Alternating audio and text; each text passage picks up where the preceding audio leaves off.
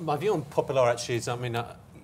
followed the resolution procedures for sure, but I think you could reasonably argue that you got a little bit lucky in that it was quite an easy resolution in the way, in the grand scheme of resolutions could be, to the extent you had a willing buyer. So a whole business transfer for a bank suffering a liquidity problem, clearly that should be at the easy end of resolution relative, for example, to a bail-in where you've got to think about post-resolution liquidity and things like that.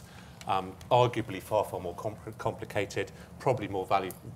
value destructive, and I suspect had you not had Santander or a buyer being there, then losses would have gone further up the capital structure. Clearly, had you had to put sovereign money in, then you'd have had a losses well into the senior structure, probably losses for some depositors at the same time as well, because of the 8% rule, which is still being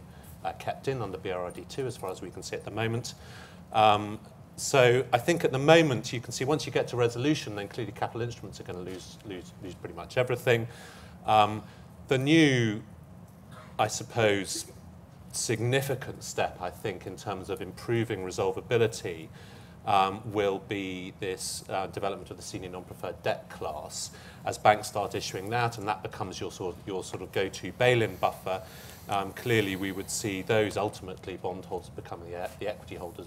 of the new surviving entity, all things being equal as long as the maths is right in terms of having the buffers of the right size, and then protection for people further up the capital structure, so the preferred bondholders, and more importantly, I suppose the depositors and the people who I suppose are arguably seen as a greater financial stability risk